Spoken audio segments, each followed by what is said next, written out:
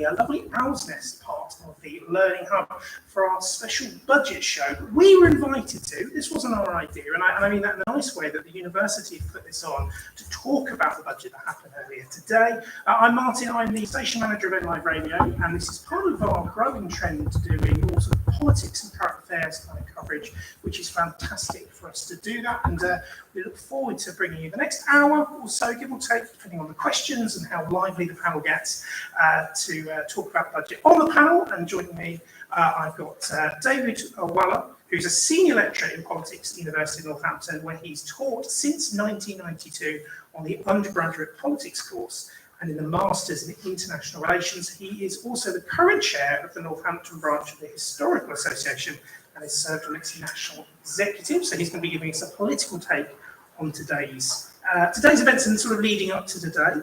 And then we're also joined by Marco Gunderman, who's the head of economics, international relations and politics, has worked in higher education since 1999. Specialisms are international and behavioural finance and macroeconomic policy, and used to be a researcher for a German MP, so certainly knows about his politics as well. And originally from Berlin, and they are both academics here at the university, will be leading the panel, both with a conversation initially about what's happened today, how we got here, what does it mean, and then we're going to be opening it up to some questions from the audience that we have here. I'm going to go first to Marco. So Marco, what's happened in today's budget? Well, it depends who you ask. The Chancellor wants the headlines tomorrow to be invest, invest, invest. And Rishi Sunak wants the headlines tomorrow to be about promises broken. So quite a lot in this budget. And the background to this budget is that since 2007, when the US and the UK were growing roughly at the same speed, the US has pressured ahead consistently. They have recovered a lot faster from the pandemic, and they're doing really well. We had the latest numbers today, 2.8% growth, while the UK has not done very well and has only recently caught up to pre-pandemic levels. And certainly we don't see any growth rate like we had in the 1990s with 2.5% a year. We are far away from that. So the new government came in to say they're going to change all that.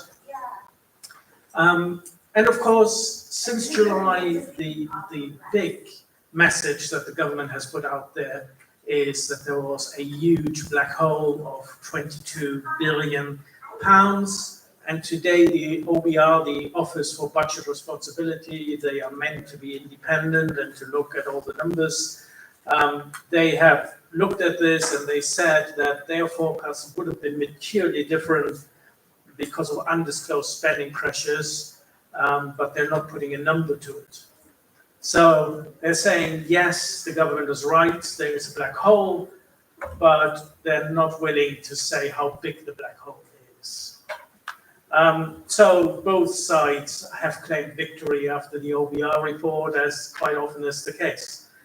The Chancellor spoke for quite a long time, put out where we're starting from, NHS waiting lists at record levels, overflowing prisons, crimes don't get investigated anymore because there are no resources, we have polluted rivers and nothing is being done.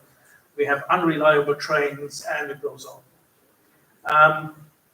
Also, what the government didn't budget for was the compensation for the two big scandals that we had, the infected blood scandal and the post office scandals. So that's 11.8 billion for the infected blood scandal and 1.5 billion for the post office scandal.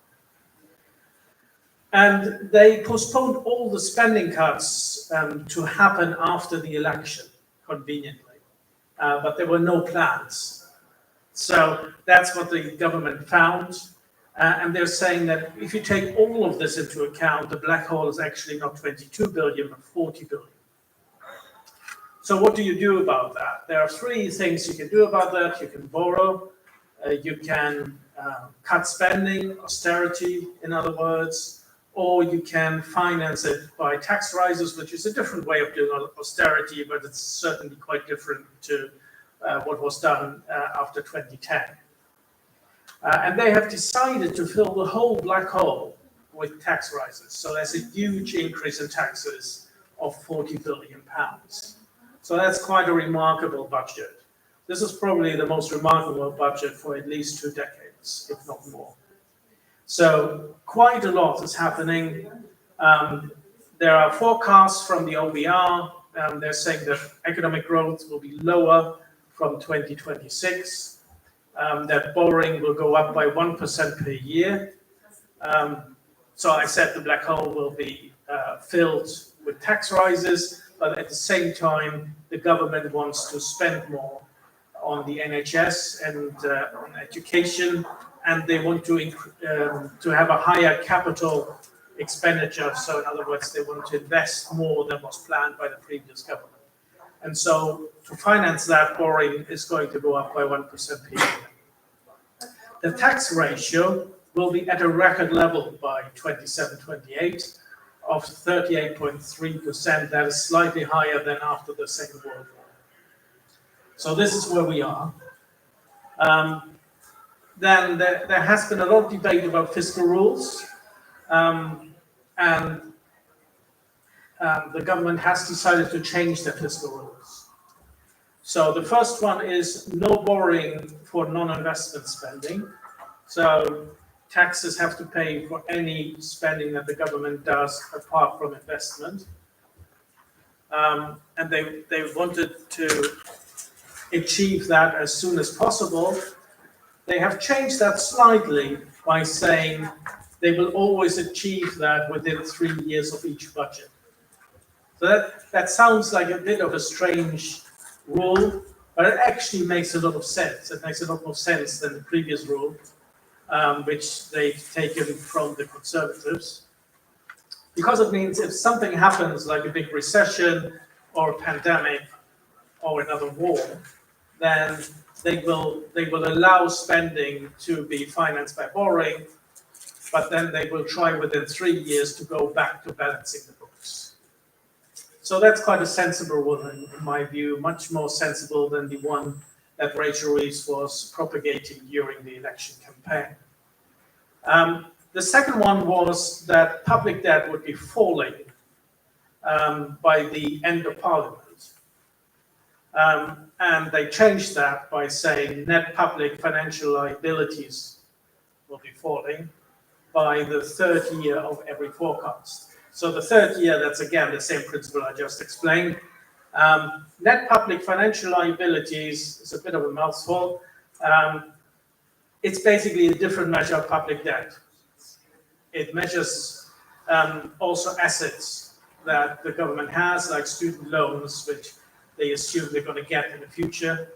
So you deduct that, and then you basically get lower debt as a result, and that allows you to spend more and still keep the rule.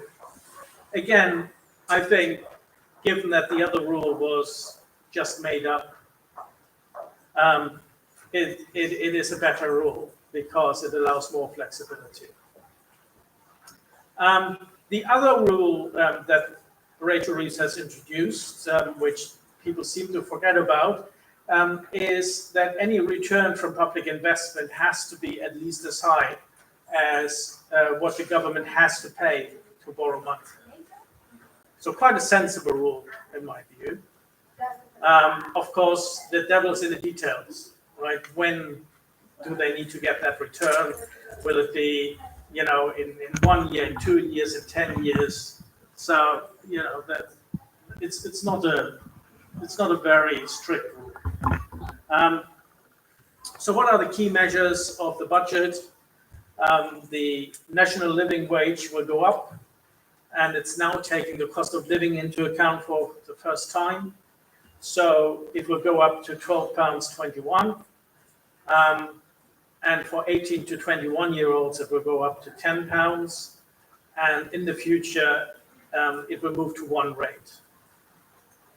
The carers allowance will go up. It will be equivalent to 16 hours working at the living wage per week. So that's quite a substantial increase in the carers allowance. And given that we have a big problem with social care and family members who are carers take a lot of pressure off the government in that regard, this is a really good measure, I would say. And also, you can now earn more before you get a cut in your carers allowance. So you can now earn up to £10,000 a year. So that's also quite welcome. I think that's still pretty low, but it is welcome. The other thing that you need for a growing economy is that there is enough housing available. So there's an extra 1 billion for the housing support fund. There will be other measures that I'm mentioning a little bit later. Pensions are going to go up by 4.1% next year, which is approximately £470. And pension credit will also go up by 4.1%. So this is partially compensating for taking away the winter fuel allowance, but not completely, because you have to keep in mind that other cost of living items have gone up as well. Fuel duty, that was a bit of a surprise, will remain frozen, and the temporary cut of 5p will also be extended. And also, anything that you drink in a pub, which is on draft and not on bottles, will become cheaper. Not a lot, but every little helps. The big one, of course, that we already kind of knew is that employers' national insurance contributions are going up by 1.2 percentage points. And what's probably a bigger problem for small businesses is that the threshold from which you pay it will go down from 9,100,000 to 5,000. So that's quite a big problem for small businesses. And that's not really part of a pro-growth agenda. Capital gains tax, the lower rate is going to go from 10 to 18%, and the higher rate from 20 to 24%. Right? So if you get your income from wages, you have to pay, up to 45%. But if you get your income from capital investments, then you pay a lot less. And this is partially rectifying this, but only partially. The problem, of course, is if the government goes too far, the investors might just invest somewhere else. But maybe we can talk more about that later. Then the other thing that was a big surprise was that the tax and national insurance threshold will not be extended. The freeze in the threshold will not be extended. So it will only be as long as the government had planned, which means it has been confirmed that from 28, 29, these thresholds will be increased by the rate of inflation. So that's good news. There will be a 1.5% real increase per year for public spending. So you could argue that means no return to austerity. However, given that a lot of big spending is being planned for education, defense, and health, that still means that in other areas there will be cuts. So that's still not really good news. Kind of mixed. It could have been worse, is kind of how you would react to this. The NHS is, without a doubt, the big winner of the budget. It will get an increase of £22.6 billion. It's the largest real term increase since 2010. And there will be an increase in capital spending by £3.1 billion. And there's a target that the government is introducing of nobody has to wait for more than 18 weeks. Whether that's achievable is another thing. Then the other thing that Rachel really wants us to focus on is that the budget is one for public investment. So this year, the rate of public investment is quite high, it's 2.5% of GDP. And the previous government had planned that this would be severely cut from next year. Instead, the new government is only allowing it to fall to 2.2% of GDP. Therefore, there will be quite a lot of public investment. And that will be part of a modern industrial strategy, or so they call it. There will be 5 billion for housing, so to try and solve the housing crisis. There will be 3 billion in building guarantees, so to help the private sector build houses. And local authorities will now get full receipts from house sales. And the discount that you get from buying your own council home will be reduced, but I'm not sure by how much. And there will be hundreds of new planning offices. So hopefully planning permissions will be a lot faster. So what's my first verdict? It's when we remember the mini budget that was so disastrous, that would have tripled borrowing. This budget increases borrowing by just 1% per year. So it's no comparison. But I think that also means that's not just praise, that's also criticism, because I think they could have gone further. They could have done more. They could have increased borrowing by more. And the financial markets are really quiet today. Government borrowing costs have gone up a little bit. They're at a 5-month high, that's nothing. So I think they could have gotten away with more borrowing. It's maybe a missed opportunity. I haven't seen anything about sorting out higher education. Higher education is in crisis and there's nothing. Social care is the big thing that that blocks the NHS, and it's a big problem in this country, and there was nothing on social care. Local governments, 43% of local councils are in danger of bankruptcy from any party, and nothing on local government. Child poverty, again, nothing today. And if you want, after the doom and gloom that they have spread since July, would have been nice to have a bit more positive news. And this budget is a difficult one for small businesses. And business rates are not being reformed. Some businesses will continue to get a discount, but that's not a reform. And business rates are just not working out for small businesses. I think it's a missed opportunity, but I can understand politically, David can say more about that they haven't done anything. But if you really want the growth rate to increase, I think you need to address the relationship with Europe. You need to say there's a youth mobility scheme, maybe have a target of, at some point in the future, rejoining the single market, but nothing. And of course, according to the government's own figures, they could actually increase the money that the government gets every year by 15 billion just by one signature or one decision, and that is to restore the visa regulations to what they were for students that are coming to the UK, because that's costing us 15 billion in lost taxes. And as the original black hole is 22, that's almost all of it. But no, there was no courage to do that. So that would be my initial economic analysis. With a big sprinkling, a healthy sprinkling of politics as well. I'm probably I saw you sort of reshuffling your papers and notes, and I think you may have stolen some of your thunder, I think. But David, sort of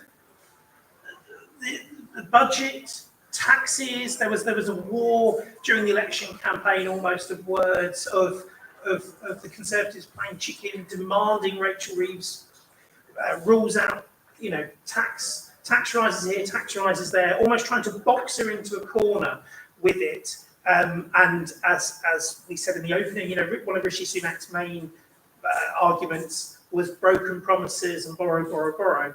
How did we get here, and what is the sort of the political implications? What do you think the aftermath is going to be? Thank you very much. I think the aftermath is going to be quite interesting. Before I say anything more, can I just say, in the spirit of David Cameron and Nick Clegg, I agree with everything Mark has said. So I think that's a very fair and balanced analysis of the economics of it. I just want to offer some thoughts on how we got here in terms of the broader political context. And I'm going to do that under three headings. First of all, the position of the government going into the budget period, then the strategy that it developed to try to manage those risks, and finally, and something that's often overlooked in the sort of day-to-day discussion of things like budgets, what's actually the capacity of the state to execute what the government wants to do, which is always absolutely critical for the achievement of goals, it goes without saying. So in terms of the general political context, you have to begin with the circumstances in which the government was elected in July. I think it's fair to say that this was an election that the Conservatives lost rather than Labour won. So although Labour's majority of 174 seats is the largest since 1997 and the second largest of the post-war era, the party's share of the vote was only 32%. That's the lowest ever for a majority government. And it was 3 million fewer votes than Labour gained when losing in 2019. So I think perhaps Jeremy Corbyn has got every reason to feel amazed and disgruntled at those facts. And you could argue that therefore there was very little in the way of support for Labour's manifesto. You can't say that the government had a mandate from the election to do particular things. And it's also been observed that that manifesto was rather short on specific commitments anyway. Now, the political difficulty that created for Labour was also magnified by the parliamentary timetable. And this has been the longest gap between an election and a budget since 1979. Now, you could imagine that that gave plenty of time for the Prime Minister and the Chancellor to fashion public expectations, to craft a narrative around what the government was going to do, and to therefore have a more positive environment for their plans. But I don't think that's happened. And most observers are criticising Sir Keir Starmer for the fact that he's not really managed to make the transition from a politician who's leading a party in an election campaign into a head of a government with a large majority in a political system that gives a lot of power to the executive. So if Starmer had wanted to be bold, then this was the moment that he could do it. I don't mean this moment by the budget, but the period of time between election and now. And yet this caution has persisted ever since then. So I think the jury is still out on what the government's strategy will be. Is it simply avoiding Tory chaos and making good some of the damage of the last 14 years, or whatever your timescale might be according to your particular political inclination? Or does Labour genuinely seek to move Britain in a new direction with a fundamentally different economic strategy that's fit for the ambition of reviving growth? And growth, of course, is absolutely necessary for generating the additional revenue that's needed for restoring public services without the excessively large tax rises that would be unpopular. It's a little bit ironic, perhaps, to remember, of course, that growth was the ambition of a previous Conservative government led by somebody called Elizabeth Truss. So there's an unexpected parallel there, perhaps. Now, caution as a strategy has served Labour well in the past. Tony Blair, of course, came to power famously declaring that he was intensely relaxed about wealth creation, and he was anxious not to upset more conservative readers of tabloid newspapers, or indeed newspaper owners. New Labour was not socialism in practice, and of course the Blair government explicitly stood for a new kind of politics that they described as a third way between the state and the market. But 2024 is not 1997. The Blair government inherited a growing economy that enabled Labour to invest substantially in public services without large-scale tax rises. That option is simply not available to Starmer and Reeves. Now, articulating this new strategy has in any case been held up by the fact that the government has come to office with very few clear or specific ideas about how to achieve its goals. A number of observers, both inside and outside Whitehall, but noted a surprising lack of detail about its plans, certainly compared with previous governments coming into office. And the civil service has therefore been very busy since July conducting what Peter Foster in the Financial Times has described as a thicket of policy reviews and consultations. So almost by default, caution has been the order of the day. But that doesn't mean that we didn't see some very sensible decisions in advance of the budget. As Marco has explained in detail, the Chancellor's announcement of a revision to the Fiscal Rules to permit more borrowing for investment is a welcome development, if only because it reassures the markets that Rachel Reeves is not quasi-parte. And it also, and this is joking aside, the critical point, it signals the abandonment of an old approach of cutting capital spending in response to a budget shortfall. And that's absolutely necessary if we are to address the UK's very low level of public investment. In fact, it's the lowest level in the OECD, which is the club of advanced economies. And the government's also issued a green paper on industrial strategy called Invest 2035, which aims to deliver, and I'm quoting here from it, the certainty and stability that businesses need to invest in high growth sectors by removing barriers to investment, such as the over-complex infrastructure planning system. These ideas are not Blairite. In fact, I would argue they owe more to American examples, in particular what President Biden's administration has achieved with its Investment and Jobs Act and its Inflation Reduction Act. Now, the political problem for Labour, I think, with this approach is that we have been here before, in the 1960s, when Harold Wilson tried to revolutionise the British economy through the white heat of the technological revolution, and the orthodox policy of the Treasury was balanced against a more interventionist and new Department of Economic Affairs. 2 years later, that approach was over. And what followed then, it was the 1970s. And for those of us who lived through that decade, we don't need to be reminded how difficult that was, economically speaking. If we look at the broader policy environment, we need to remember, as Marco's already alluded to, that the government's ambitions are going to be constrained by the fact that the United Kingdom is no longer a member of the European Union. So, although it's true that Britain is now free, in theory and largely in law, to create our own regulations, perhaps ones more appropriate for the British economic circumstances, on the deficit side, we're no longer members of the single market, which will constrain our export opportunities and in the longer term reduces commercial competition, which can mean that British companies that are not at the elite level will remain relatively inefficient and unable to grow. But Labour has consistently signalled that rejoining the EU or even the single market is not on the cards. So the dead weight that imposes on the economy is likely to persist. And then finally, inefficiency in a rather different sense may also hamper the government's ambition in terms of the fact that the civil service, the central civil service, may be unable to implement any far-reaching reform.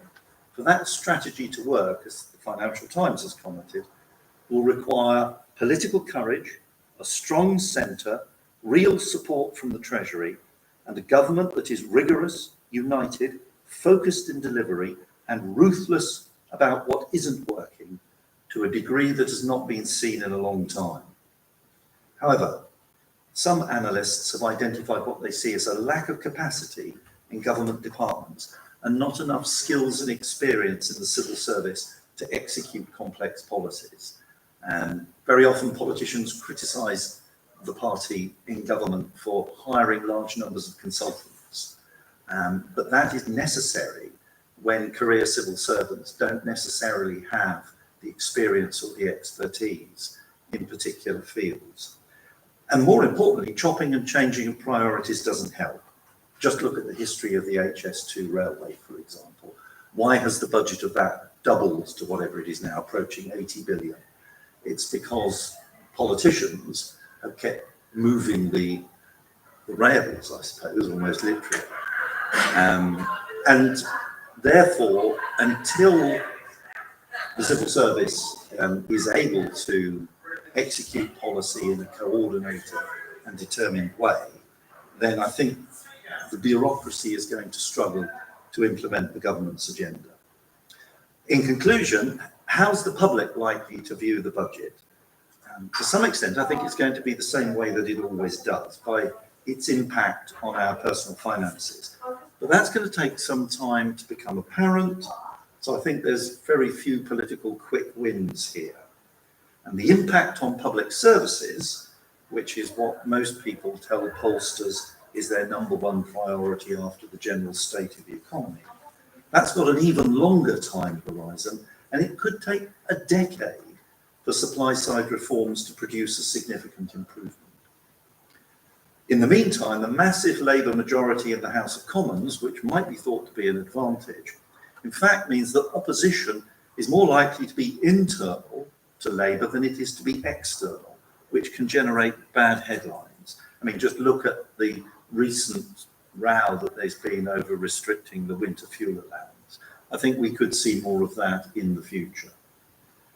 And indeed, the row just before the budget over the definition of a working person who was not going to be subject to tax rises shows, I think, what is the bigger challenge for the government in the longer term, the need to get people to accept that not only will there not be jam today, but there may not in fact be any jam tomorrow either. Because direct taxes do need to rise for the majority of people in order to make a significant difference to public services. And until we have governments that have the courage to put that message out there, even if it is politically costly, I think the economy and economic management is going to suffer. I don't know if that's a positive conclusion, but that's my thoughts for the day. There's quite a lot there, and thank you very much for that. And I've got questions for both of you before we open out to the audience. We heard a lot in the budget, and also you referred to it a few times of longer term, 2028 onwards. What's known as the rise in national insurance thresholds and income tax thresholds, which often gets referred to as fiscal drag, or effectively you end up paying more tax because your salaries go up. That's all frozen until 2028. We heard 2028, end of this period. We're in 2024. It almost seems as if the incoming Labour government, or the Labour government, are sticking to what was the Conservative government, or aren't necessarily changing things. Marco, what does that actually mean, really? Well, it means a lot of people will pay a higher tax rate on their income, even though they can't afford to buy more things with their higher salary because it's just going up because of inflation. So it's not good. It's not going to produce optimism. But at least it's not worse than what the previous government planned to do. But of course, it is actually a tax on working people. And so is the increase in employers' national insurance contributions, because businesses will either go in the red because of it, or they will increase their prices, or they will lower the increase in wages. So as Rachel Reeves said, it was 2021 when the Conservative government was increasing employers' national insurance contributions. She said then that's a tax on jobs and a tax on working people. Now she's saying it's not a tax on jobs, it's not a tax on working people.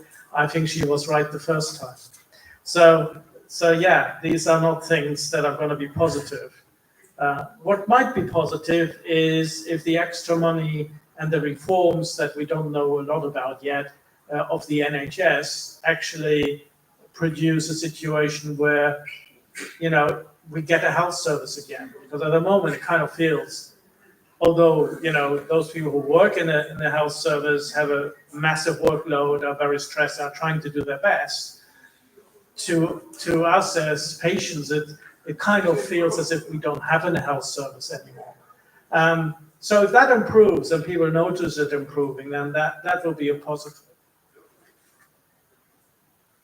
And I suppose the real question from a forecasting point of view is, in 6 months' time, in a year's time, will people feel different in their pockets? Do you think this is a budget where people will feel better off? No, I agree with my esteemed colleague. I don't think they will feel it in their pockets. No. Economic growth will take some time. So all these measures that the OBR thinks will increase the growth rate in the long run, it will take some time to work through. So I don't think people will feel it in their pockets. But what we could do, and not we, but what the government could do is make people feel more optimistic. And I think they really need, now that the budget is out, they need to go and stop the doom and gloom and say how positive everything is. Otherwise, we will just all be very sad together and enjoy the tax break on beer and cider in the pubs. And then, I mean, I've got some direct questions around the politics situation, but here's a political question for sort of either one of you to pick up. During the general election, over the last few years, Labour government have been calling for change. This doesn't feel like a lot of change to me, and please correct me if I'm wrong, this feels a little bit of tinkering in the margins from previous governments. Who wants to? I don't agree with that. I understand what you're saying, because the headline changes, the things that, let's say, that the voter, the average voter, if you can describe anybody in that way, looks at, which is the headline rate of income tax or VAT, or whether there's any change in the fuel duty. And personally, I was a bit surprised by that, because I thought this government might have the courage to raise that, because it fits in with the green agenda. It's been frozen for a long, long time. And in fact, the affordability of driving has got, that's, can you say, it's increased. As people have become gradually richer over the years, although the real cost of petrol may have risen, we can afford that better. Likewise, the change in the income tax thresholds, I was surprised that those were liberalised. I mean, they were going, in 3 years' time, they're going to rise, as Marco explained. Fiscal drag is a very convenient way for governments to raise tax. It might be economically inefficient in certain respects, but it's a lot easier politically than raising the headline rate of income tax. So I was a bit surprised to see the government do that. But nevertheless, I think on the investment side, and in terms of the managing of government budgets, the Chancellor today has done some really important things, because it ought to raise the rate of investment without spooking the markets. And in terms of the way that the Treasury oversees government spending, there have been, in fact, there are some very technical details that will be in subsequent budget statements, but the way that is going to be managed is going to be rather different than it has been in the past.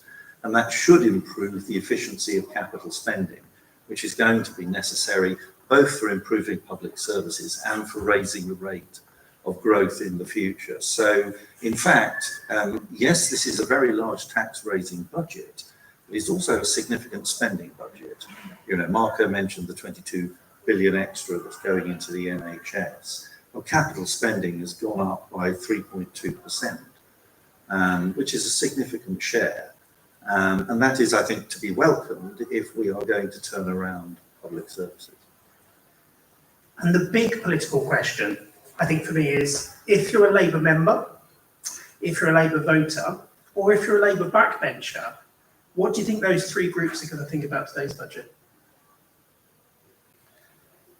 I would think that Labour backbenchers would probably be disappointed that the Chancellor and the government is persisting with the clampdown on welfare spending if that's the right way to describe it, but there isn't a significant increase in welfare spending beyond the NHS. I think the Labour Party imagined itself being elected to governments to do that sort of thing. And there's a lot of both members and Labour MPs will look at aspects of this budget and say that could have been a Conservative budget rather than one of ours. I think Labour voters, maybe not thinking about these things immediately, would probably be pleased to see that where there are tax increases, it's not going on individual wage earners because it's being imposed on employers' national insurance contributions or changes to capital gains tax. Now, as Marco very correctly pointed out, those things will in fact affect the amount that people earn in the longer term, because employers' national insurance contributions rise, they may offer less of a pay increase in the future, or they may actually cut jobs to compensate for that. So it all comes around anyway. But I think that Labour voters would probably see in the first instance the fact that their taxes hadn't risen so obviously. And after today's budget and the pre-budget briefing that we've had the last week or so, and this is a question for either one of you, because it's a slightly tongue-in-cheek, do you think that Keir Starmer is any closer to being able to defining working people that aren't going to be impacted by today? I don't think either of you want to necessarily pick that one. Well, as I said, working people will be impacted, however you define them. And I would count among them the small business owner, who was quite often working really, really hard to keep the business going. And it's not rich by any means of the imagination. So, no, they haven't kept to their promise. And they haven't even been able to define what a working person is. I mean, the latest definition is, if you are one, you know it. So I don't know where that leaves us. And I think if I voted for change, I would be quite disappointed, because I realize after 14 years, you can't solve everything. But there are, I mentioned a few big problems that haven't been addressed. But there are also really big injustices that have been produced in the years of the Conservative government, and they have not been addressed. So the fact that the marginal tax rate for someone on the lowest incomes, someone who gets, what's it called now? The benefit. Income support. It used to be income support. Universal credit. Universal credit. It's been a long day. So, someone who's on universal credit and their income goes up, the marginal tax rate they pay on that income is 55%.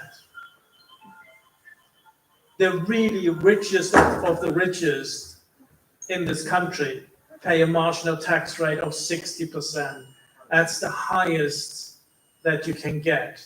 So just below that are those with the lowest incomes in the country, with 55%. That's a huge injustice, and it keeps the economy from growing, because it makes it so inefficient for them to actually look for a better paying job, because it's really not worth it to take the risk of a new job.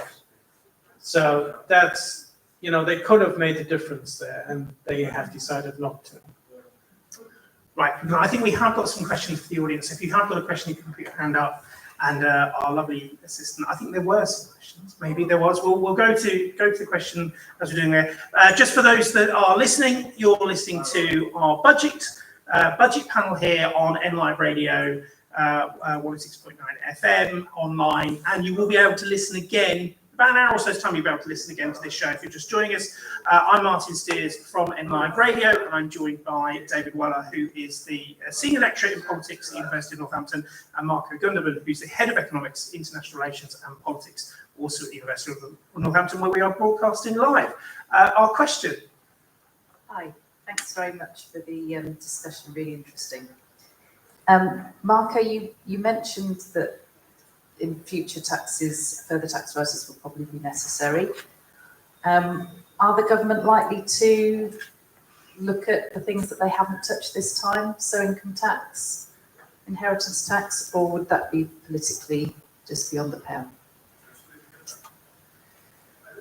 I think they need to look at taxes, not necessarily increase them further, because as I said, with those measures laid out today, we're going to be at record levels in a few years' time.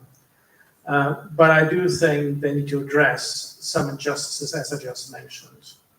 And so they need to look at local taxation, they need to look at business rates, they need to look at council tax. All these things could be done better. There are people like the Liberal Democrats who have, asked for land tax for some time, which economists tend to agree is a far better tax. It's more just and it's more efficient. But they also need to address, the fact that if you get your income not from wages but from capital, you pay a far lower tax rate. And they're doing something about that, but it's still far away from being equalized. So I think they need to look at that, especially if in the future they want to tackle, and they need to tackle social care. That needs to be financed. So, you could also talk about a wealth tax, for instance. Not that I want to depress people, but I do think, we haven't talked about taxes for the last time. And could I just add on that? I mean, once again, I agree with everything that Marco has just said. But the point that he's just made about the taxation of capital, I think, is really important. Because there are certain circumstances in which wage earners are paying considerably more than people who might be receiving compensation in the form of dividends from private companies. That's one thing. Another thing that is sometimes mentioned, it is very, very controversial, so I can understand why governments have shied away from it, but it is reform of the VAT system. Because at the moment in Britain, we've got a system with 20% VAT in certain instances. That's a reasonably high rate, but then we've got large areas of expenditure which are not covered by VAT at all. And there are, sort of social democratic countries in Europe, such as Denmark, for instance, which have a universal VAT, but at a lower rate. So that might be something that I think the government could look at in the future, because it would be economically more efficient, as well as perhaps fairer across the board. And council tax as well. I mean, it makes no sense at all in the way that it's valued at the moment. Those assessments are sort of 40 years old in some cases. And that imposes not merely injustices, but economic inefficiencies as well. If we got other questions? Can I ask another question? Yeah, sure. Very quickly though, I was going to say, I think one of the big issues around social care, council tax, rates, doesn't there need to be a much more cross-party consensus on how we tackle some of these? These are big political footballs, and presumably why no individual party in power wants to tackle it, because they won't hear the end of it for the length of it. I mean, before my time, I like to add, but obviously, look what the Conservatives tried to do, poll tax and council tax and all this kind of stuff. No government wants a repeat of that kind of issue. So presumably it's about cross-party on some of these bigger issues. Your next question. Yeah, I was just going to ask about, you mentioned, David, that the budget could have been a Conservative budget, some aspects of it maybe. How do you think the opposition will react to this? What sort of political mileage might the opposition make of this? I mean, you will have seen perhaps the reaction that the Conservative Party leader made in the House of Commons this afternoon, and that could have been scripted before the budget was delivered. I'm sure they always are, because you can't do a sort of back of the envelope response to something that you're just hearing. They will attempt, obviously, to try and pick holes in some things, with perhaps a measure of temporary success. But given the fact that the next general election is some time away. The Labour Party has a very large majority in the House of Commons. They will make a lot of noise about it, but I don't think the political impact would be particularly significant. Do you not think, though, because of that majority, and because the next general election is so far off in the distance, there was a missed opportunity today to have been bolder? Yes, I think we could all imagine ourselves in the Chancellor's shoes and say, well, I wouldn't do that. But I think this is a government that is conscious of the fact that it was elected with a very a thin manifesto, shall we say, and is conscious that it might not have the mandate and doesn't want to do anything that could upset the markets. And Marco did explain that that particular pitfall was avoided, and also taking account of the international context as well, because governments are judged not just by an electorate at home, but also by an international audience which the government wants to invest in Britain, because we had that investment summit just last week, wasn't it? That the Prime Minister was touting the fact that Britain was open for business. So I think if the government wants to put out the message that this is a strong and stable government, to quote a former Prime Minister, in different circumstances, then this is probably the right kind of budget to do for that occasion. It's also the case that there's a big spending review coming next year anyway, so there will be further decisions to be made, and this budget is really perhaps only the first step in a longer journey. I was going to say, so have we got other questions? There is, right, whilst we're getting you the microphone. Obviously, we hear a lot about the autumn budget, Marco, but of course, there's almost sort of two fiscal events a year, because there's a spring event. Do you think there will, and as like you said, the spending review, David, I mean, do you think we'll see much of a different change? Do you think there'll be much revision? Do you think do you think there'll be any reversals? I mean, I remember the days of the pasty tax being reversed almost instantly and these kind of things. Do you think in the coming weeks we'll see anything reversed? Do you think there'll be much revised or changed in, where are we, less than 6 months' time in the spring fiscal event or whatever it's called now? No, I think we have a Chancellor who is not easy to move. She's a very serious, stern person, and as David said, they don't want to risk not being seen as the stable government. So I don't think there will be any rowing back from anything. But the spending review will be interesting because a lot of things we don't know yet. And as I said, there will have to be made some really difficult choices to accommodate the increase in spending in education and in the NHS. So, that's going to be an interesting event as well. We're going to another question. Thank you very much. Can the problems with growth in the economy and the impact of 14 years of austerity on public services actually be effectively addressed if the government isn't willing to look at its position in relation to Brexit? I think you're both chomping at this one, so we'll go to you first, David. Well, that's a very interesting question. In a sense, we cannot know the answers to that. I mean, there are various projections that say the OBR put out about where the economy would have gone if we'd remained in the European Union and in the single market compared to where it is now. And all of those show a significant hit to GDP and to government revenues as a result. I suspect we will not renegotiate our relationship with Europe in the short term. And indeed, austerity began when we were members of the European Union. So there's not exactly a mechanical relationship between the two. But yeah, I'm sympathetic to perhaps the thrust of your question, which is, I think British prosperity would be far better secured if we were once again a member of the Union, because the benefits are really quite obvious. And I think, yes, perhaps you are right in the sense that we are going to struggle until that changes, those circumstances change. Malcolm? The UK was very successful in attracting investment from other countries until 2016.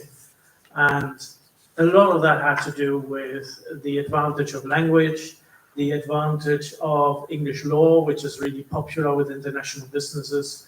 And then that you had all these advantages and you could then export without a problem to a huge economic area. And we don't have that anymore. And there's no doubt that if we would rejoin the single market, we would indeed find it much easier to make all these decisions because our GDP would be higher. But there's also the other side, and I was very much against Brexit, but to be fair, there's also the other side that people are very concerned about immigration, and so a single market would come with a free movement of labor, which I think would be a positive thing, but it would not be a popular thing. And people see that public services are not working, and so they don't think we can cope with more immigration. So I think the answer to that is to sort out public services.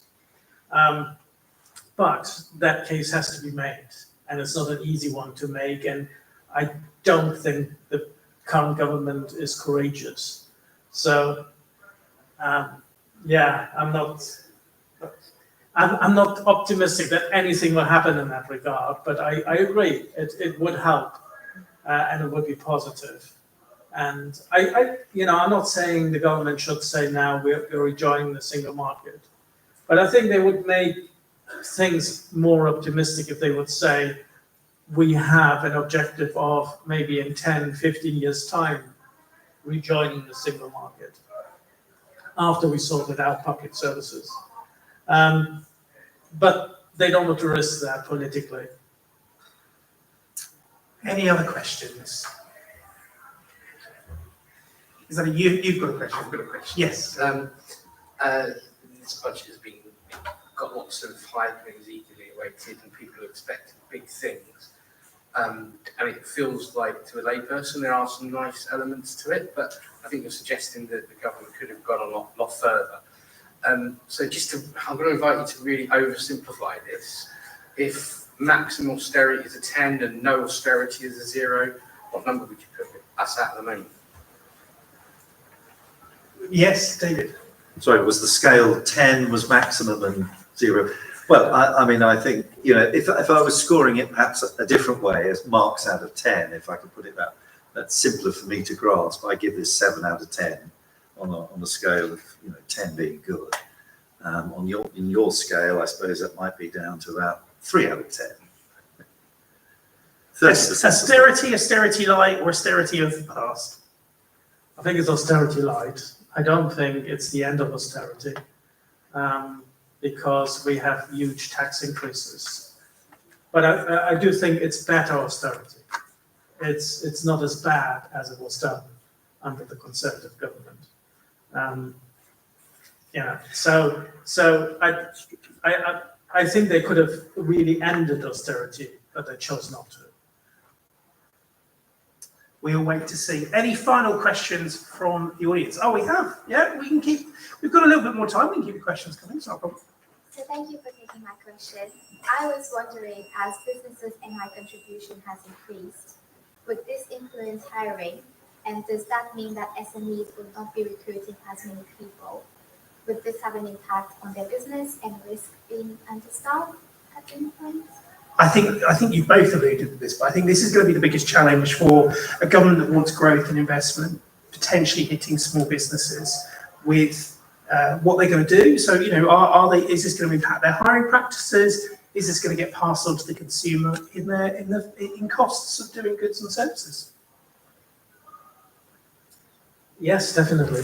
And it's the wrong time as well, because you also have to keep in mind that employment legislation is coming up. And so that will, as positive as it is for those who will be affected by it, it will mean extra cost for businesses.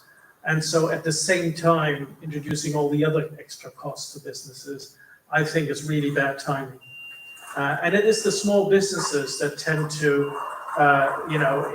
increase productivity and come up with the new ideas. So that's not what a government does that wants to restart growth. And of course, you can't become a big business without first becoming or starting as a small business.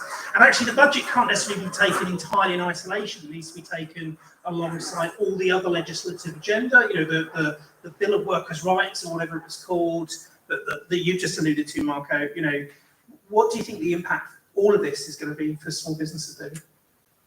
Well, as Marco pointed out, I think small businesses and medium-sized businesses are going to face a real challenge over the medium term.